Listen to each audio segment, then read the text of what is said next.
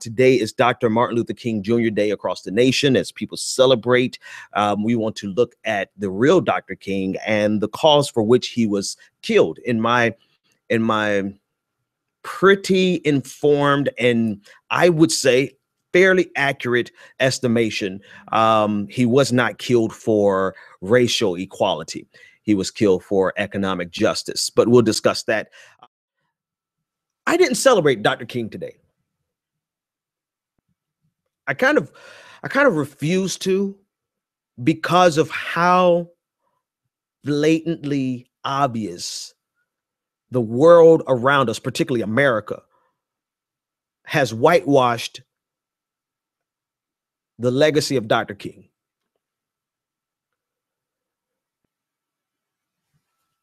And what's the other reason I don't celebrate it is because not only have they whitewashed the legacy of Dr. King, they have co-opted the legacy of Dr. King.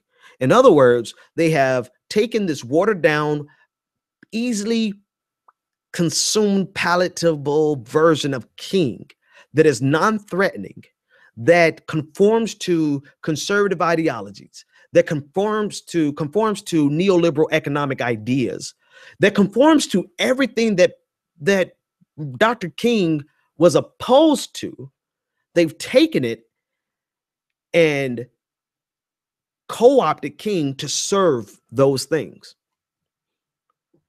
A CEO last week quoted Dr. King, and I wish I had the story in front of me, but all I could tell you is that I read it on Twitter and I followed the link through and I read it for myself, but I can't remember the actual article.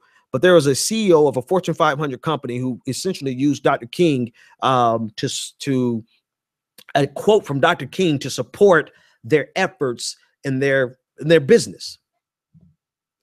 Now, I'm not going to say Dr. King would have been 100% anti-capitalist, but I will tell you that he was anti-capitalist, that he was socialist, right? There's very few people who are going to admit the reality that Dr. King was in opposition to the very real effects of capitalism, the negative effects of capitalism on the American working class and poor, middle class, working, poor, and poor. He was opposed to it. And so I didn't celebrate today because not only do they whitewash him in terms of his racial message, they watered him down to just, I have a dream, but they've also just completely erased his entire legacy on economic reform and revolution. Completely. When in fact, the economic policies are the reason he was killed. A lot of people try to cast this as Dr. King was killed because of integration, because of the Civil Rights Act of 1964 and Voting Rights Act of 1965. No, he lived past those things. Those things were done and on the books. It was his poor people's campaign. It was the Memphis sanitation workers campaign where he was unifying poor white people with poor black people to fight back against the economic imperialism of this neoliberal paradigm that we exist under. He organized them to demand an economic bill of rights. Matter of fact, a speech that he was not able to deliver because they killed him was the Economic Bill of Rights, where he outlined, I'm going to read a snippet from that. These are Dr. King's words. This is a speech that he could not deliver because he was killed just before he was going to deliver the speech. He says, so we do not come here to ask for charity. We demand justice. It took America nearly 2 centuries to begin to understand that all men are not created equal, so long as Negroes are denied the right to vote, access to public accommodations, and fundamental equality before the law. Right here is the important part. It cannot take 2 more centuries for it to occur to this country that there is no real right to life, liberty, and the pursuit of happiness for people condemned by the accident of their birth to an existence of hereditary economic and social misery. For if this goes on much longer, America would tear itself apart. They do not quote that Dr. King. They want you to remember, I have a dream. And granted, he didn't get a chance to deliver the speech. This was his first draft of this speech. But he did deliver some other speeches that I want to play. This is why I don't celebrate, because he's been so co-opted that he's almost unrecognizable. Here's Dr. King on economic equality. Of racial injustice and economic injustice cannot be solved without a radical redistribution of political and economic power. Estimated that we spend $322,000 for each enemy we kill in Vietnam, while we spend in the so-called war on poverty in America only about $53 for each person classified as poor. The other thing I want you to understand is this, that it didn't cost the nation 1 penny to integrate lunch counters. It didn't cost the nation 1 penny to guarantee the right to vote. But now we are dealing with issues that cannot be solved without the nation spending billions of dollars and undergoing a radical redistribution of economic power. Yeah. That's when they killed him.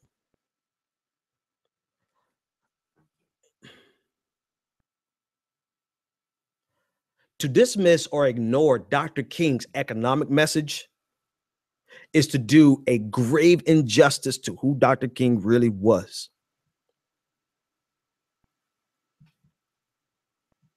He realized after the wins that they got on civil rights, on voting rights, he realized that the job had just begun, because as he said, as he scribed out in his in the speech that he never gave,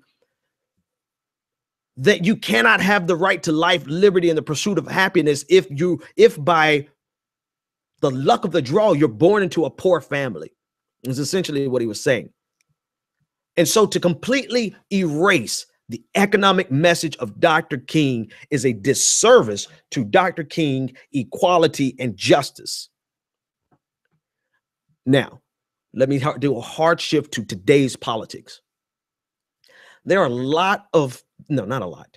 There are some leading voices, some key voices in the Black social sphere that demand that nobody mentions the correlation between what Bernie Sanders stands for in economic policy, and Dr. King, what he stands for on economic policy.